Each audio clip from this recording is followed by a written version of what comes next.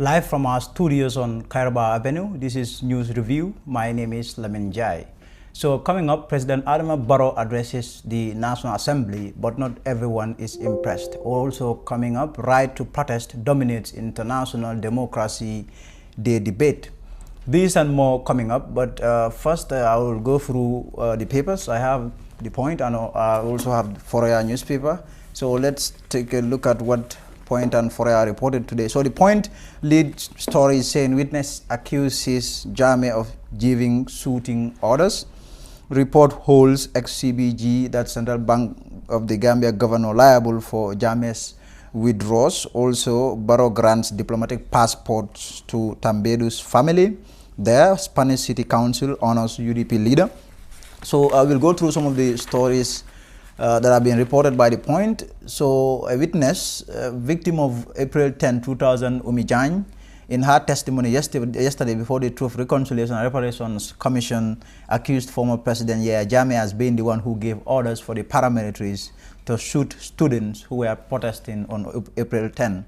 Also, the Point is reporting that report holds ex-CBG governor liable. That's the Jammeh Commission report there. The 93-page report being an excerpt of the report of the Jammeh Commission, or the Commission of Inquiry, which was recently released by the Attorney General, Minister of Justice, Abubakar Tambedu, has indicted that, or indicated that Amadou Koli, former governor of the Central Bank of the Gambia, has allowed former President Yahya Jammeh to withdraw monies from accounts without following due process. Also, The Point is saying Spanish City Council honors UDP leader. Usainu Dabo, the leader of the United Democratic Party, was honored by Mataro, a city in Barcelona, Spain. The UDP leader is currently on his Europe tour. During his meeting with party supporters in Spain, he said that the advisors to the president must be people with expertise and experience to advise him on what Gambia is experiencing. I will now look at Foria. Foria is reporting father links 3-year-old son's demise to gunshot wounds. Also, real estate business driver of land conflicts. That's the land minister there. Government accepts commission's recommendations against former president's brother. What the white paper says on Umijany, Foreign Affairs Minister urged to revisit agreement between DCAF and the Gambia. April 10 survivor calls for government's support. So the lead story on Foray is saying a father to Musa Semben has linked his son's demise to a gunshot wound he sustained on his head during the April 10, 2000 mass students demonstrations. Umisavage banned from holding public office. Foray continues its serialization of the findings and recommendations of the Jammeh Commission report and government's white paper on the said report. The report, with its adverse findings on the former president and his close associates and family members, made recommendations, which was reflected in the government's white paper. This resulted in the banning of former government ministers and senior officials and civil servants from holding public office. Umis Savage is another person who has been banned from public office, of holding such public office for the rest of her life. So that will be all with the papers. We now bring you a report on the State of the Nation address there. President Adama Barrow on Thursday addressed Gambian lawmakers, telling them that the past year has been a success in terms of development. The 2019 State of the Nation address saw the president speak extensively on his government's plans and policies, but also the achievements. More in this report. Even though 2019 has not ended yet, the catalogue of events, the project development initiative, the results and proposed interventions mentioned in my address justify the proclamation. In review of 2019 shows unprecedented development across the country. Multi-million projects, especially in very deprived areas, from Banjul to URR, attest to this. The economic support, including the budget support from the international community, the 50% salary increase for workers across all cadres of the public service, the 100% pay increase for pensioners, the cash support to needy families, and the availability and affordability of food throughout the country have reached directly or indirectly all citizens in the country.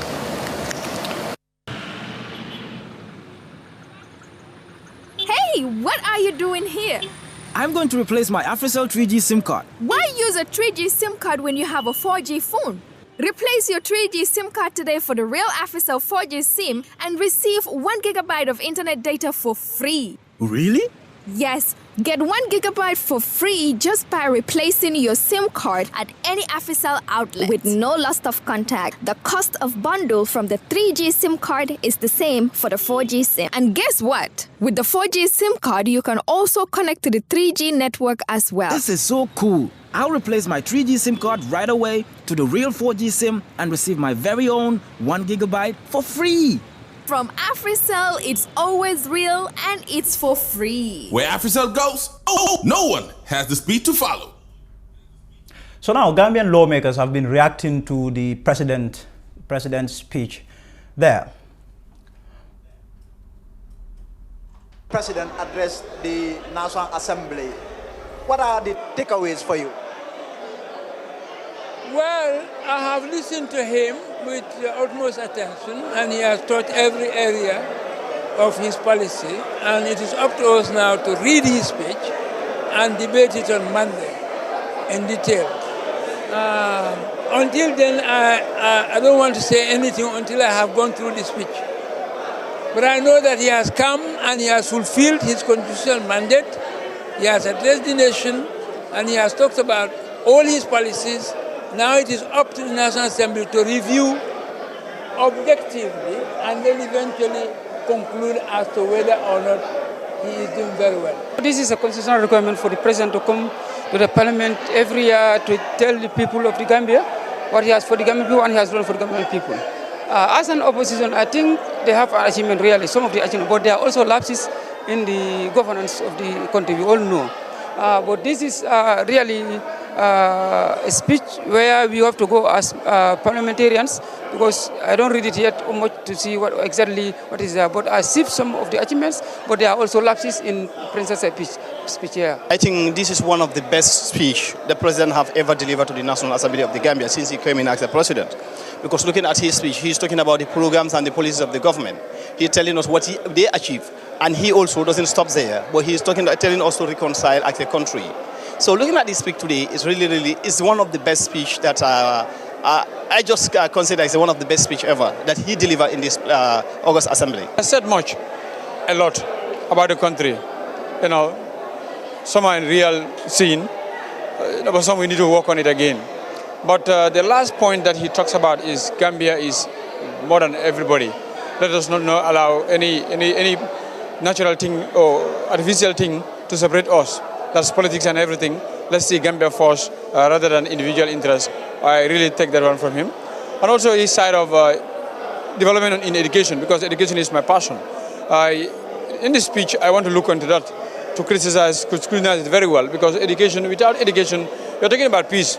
But if there is no much better education, there couldn't even be peace. To me, I'm very much surprised, because what I was expecting and what I heard from him are two different things. What were you expecting? I was expecting him to come and tell us actually what they have achieved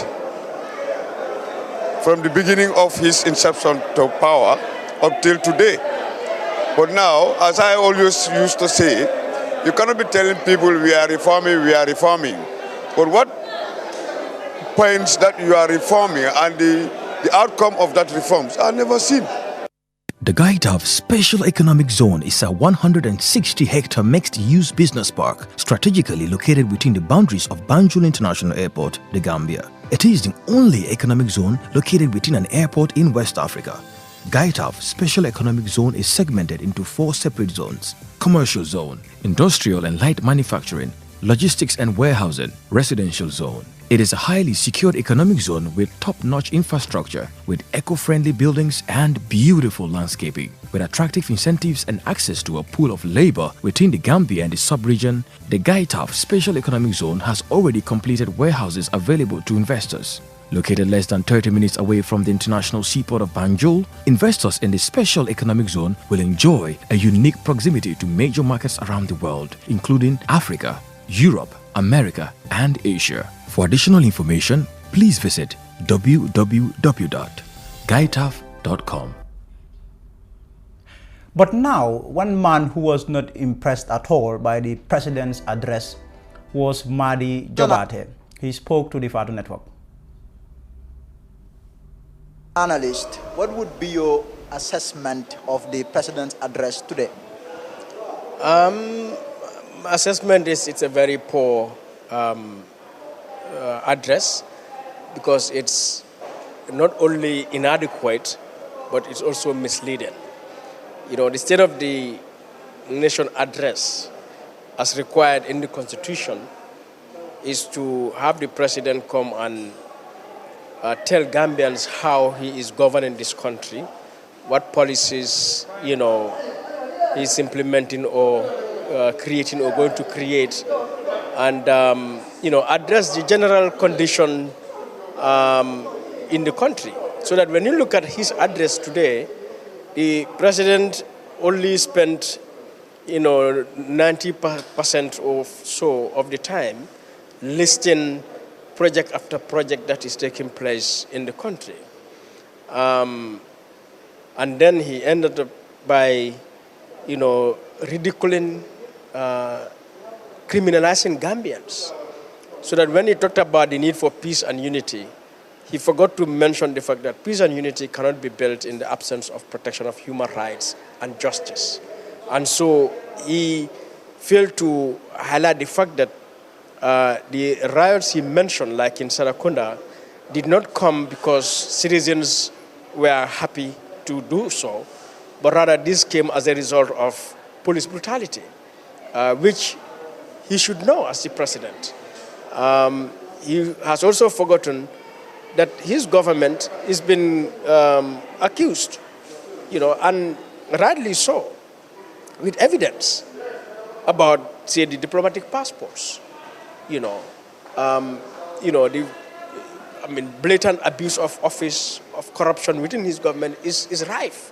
The inefficiency, you know, in various sectors. So these are the things we would have expected the president to address, to highlight them, talk about why those lapses are taking place, why those excesses are taking place, and what is his position or what is his intention to address them.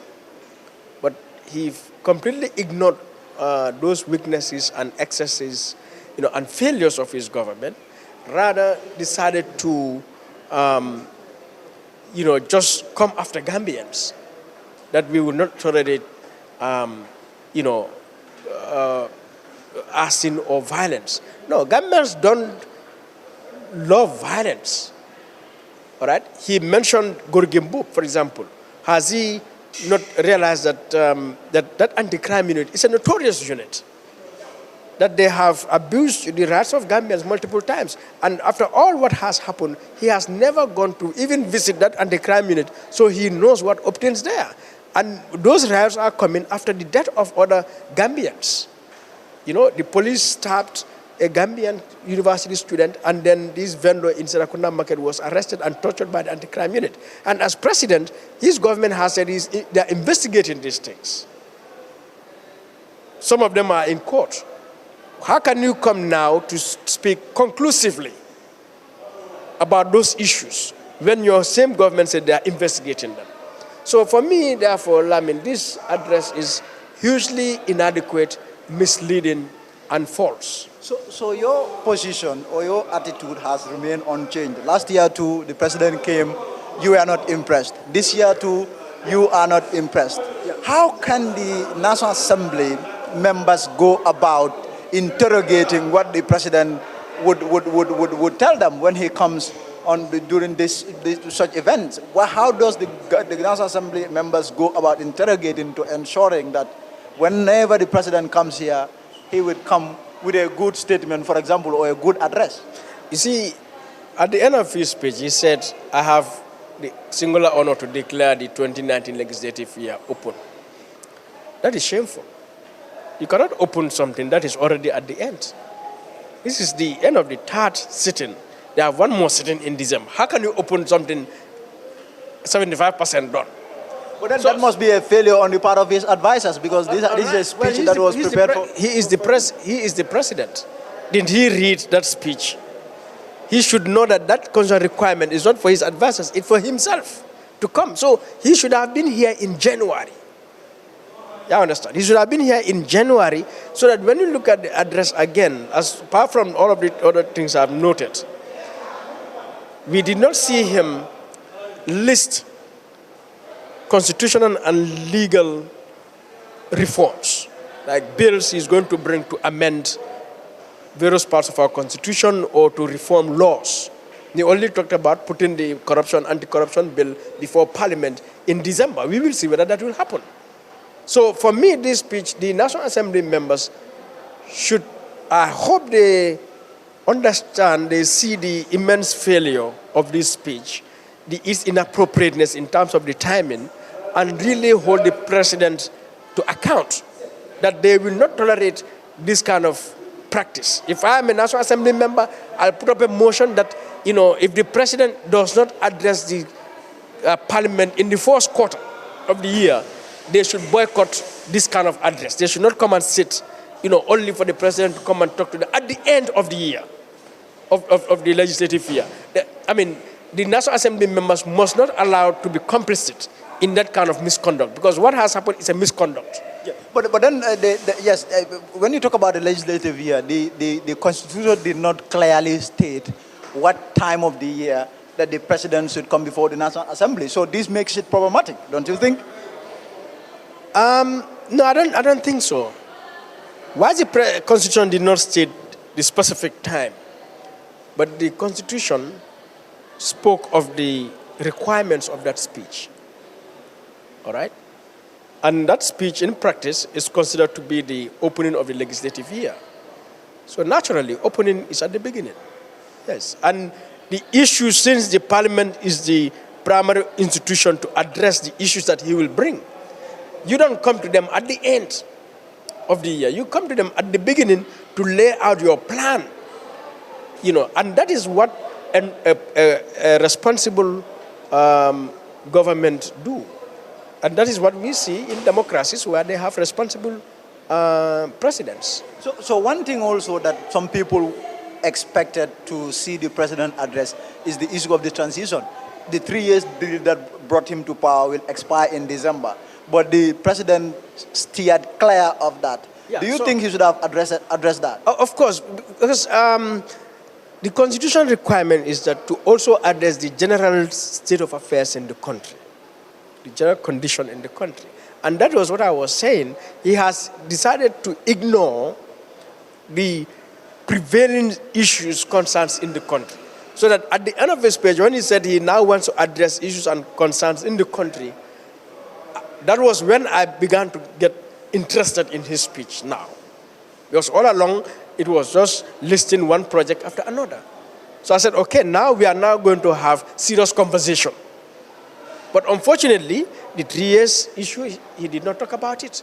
He didn't talk about the diplomatic passport issue. He did not talk about all of the, issues of corruption, the Fatu Barrow Foundation money, the anonymous donors. He did not talk about them like he did not talk about them the last time. He did not talk about all of those, crazy contracts that, his government has got into.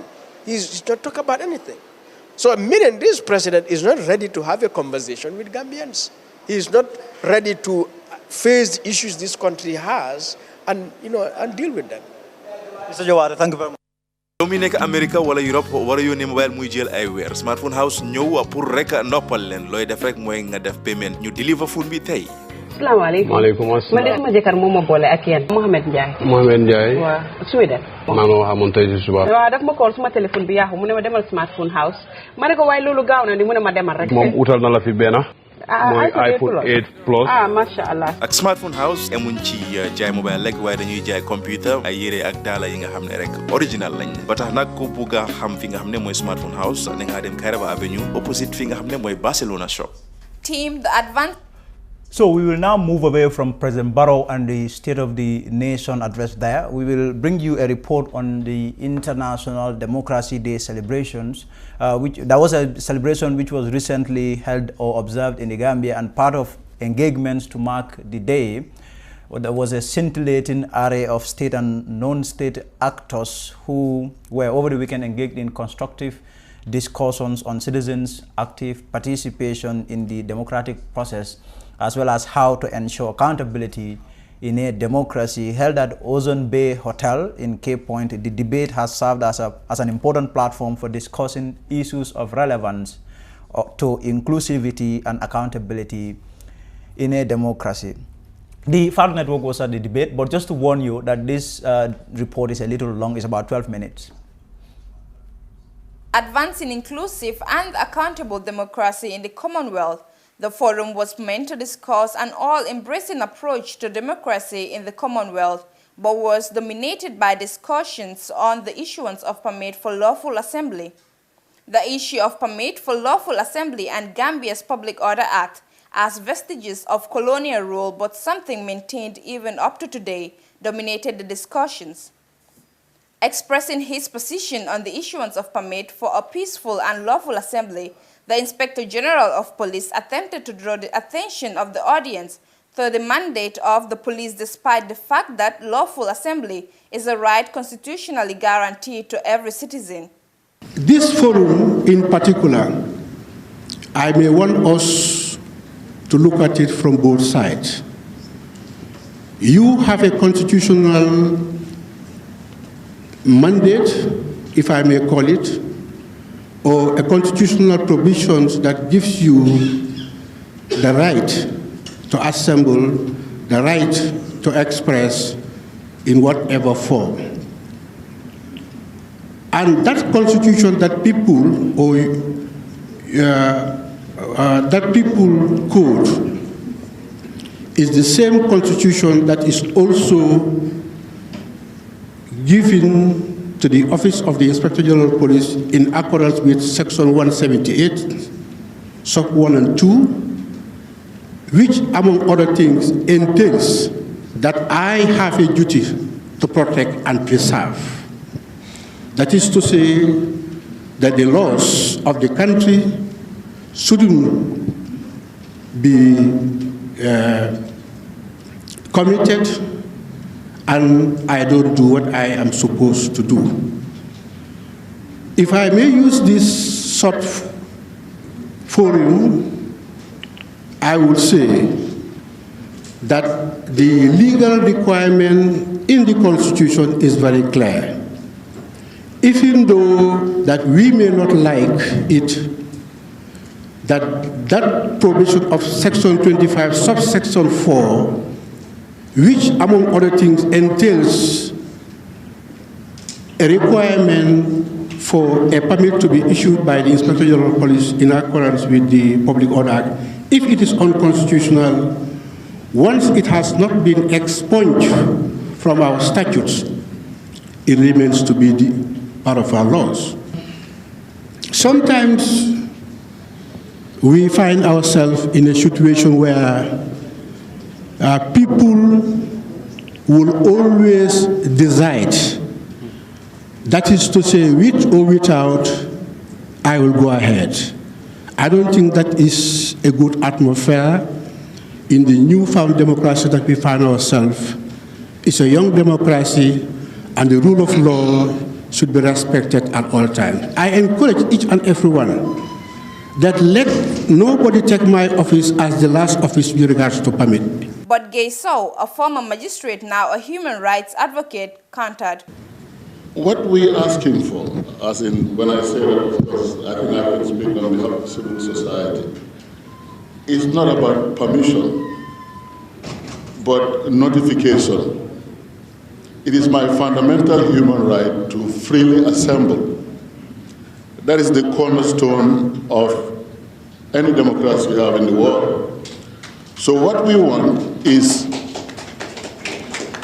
instead of going to the IGP for permission, we would notify the government. In other words, If I want to protest peacefully, remember we're talking about peaceful assembly. Of course, if it becomes violent, then the government can intervene.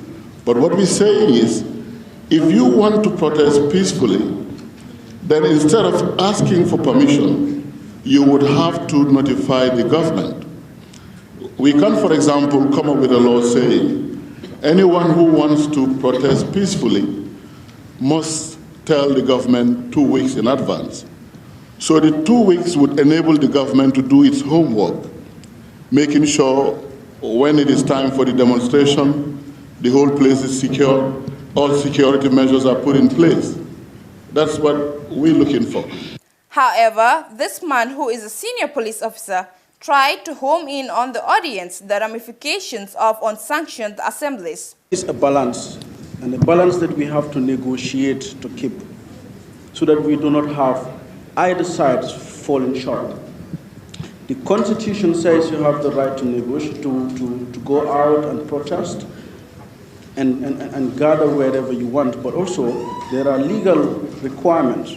And the Public Order Act is very clear. It used the word license. And unless we cut it out, the word license remains. And recently the court has validated that these law and other laws are necessary for the security of this country. The IGP is supposed to assess the situation. And if there are reasons to believe that the protest or the lawful gathering or whatever it is will occasion a breach of the peace, then he has the constitutional mandate, not power. He has the constitutional mandate not to say yes to the lawful gathering. That is a constitutional duty we have. And the SSR process going on, we're on the same side on this. It's about democratizing the police. It's not about state-centric security anymore. It's about people-centered security. We are changing, we are transforming, we are professionalizing the police, the NIA, the SIS, the immigration, all the sister forces, so that it will be a civilian-controlled security. That's what we are working on. So we're on the same side. It's just maybe the way we view it. It's like looking at the six at opposite directions. It looks like a 9 to me, it looks like a 6 to me. So we are not rebelling against your rights, we are only discharging a constitutional duty. But the president of the Gambia Bar Association, Saliu Tal, was of the conviction that power must be exercised in the spirit of democracy. You can have a particular law that gives the IDP the power to be or grant the permit.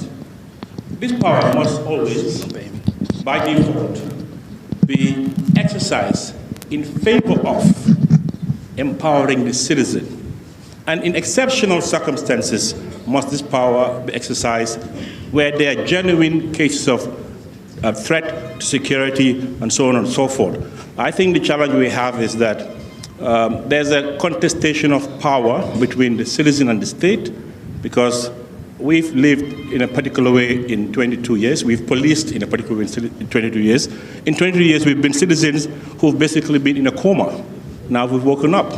Yes, the expectation of the citizen is very, very high, and sometimes may not be reasonable. Also, the security forces must learn how to police, maintain order in a democratic space. This has to be negotiated, because all powers have to be exercised in the spirit of democracy. And Almami Tal, spokesperson of the opposition United Democratic Party, agrees. Laws are made by people, and they were made for a purpose. The person who has been presiding on the top of our legal architecture, we have sent him packing. He is living in Equatorial Guinea now. Whenever we hear discourses, people insist that let us follow the law. The law has been the problem in this country. We have to change the law. We don't need to seek permission in a democratic society from anyone to express our views. But this National Assembly member is of the conviction that there must be delineation of the rights to assemble and the law. Politics is about participation. You take participation out of democracy, then we are nowhere. But we must be cognizant of the fact that participation, it must not be a blanket one. I'm speaking as a lawmaker. Yes, it is our right to participate. But what we believe in at the National Assembly is, when you are going to participate, make sure you participate within the permissive contours of the law. That's very key. That's very key. I'm addressing you as a lawmaker. It is not correct to seize people's rights, to disenfranchise people. But lest we forget, where your right stops, that's where mine starts. Shifting the debate further closer to the theme, the Commonwealth, GDC spokesperson said this of his party's all-inclusive approach to democracy. Then obviously, we wouldn't be crying foul day and night. And it is time for us Gambians. It is our time to get to democracy. And we must be ready for it. We must be ready to take the challenge. We must pay any price that it must cost us. It is time for us to get to democracy. And nobody's taking us back. But we have to accept one another. We have to respect one another. Every Jew, every privilege that I have should be availed to the others, as long as it is coming from our state covers. That's how we build a democracy.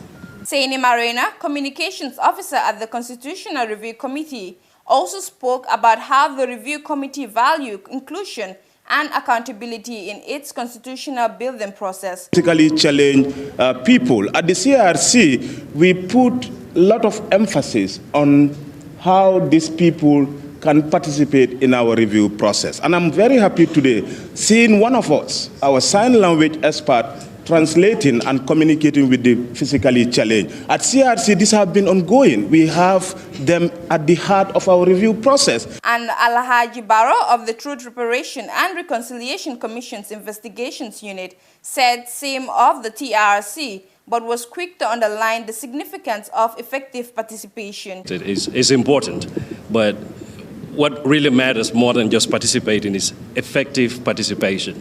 Because just to say that we have 20% or 50% of our slots reserved for these particular individuals is not enough. You have to go beyond that. And a lot of what Saini is saying here at the TRRC, we try as well. We try to represent all groups within the Gambia.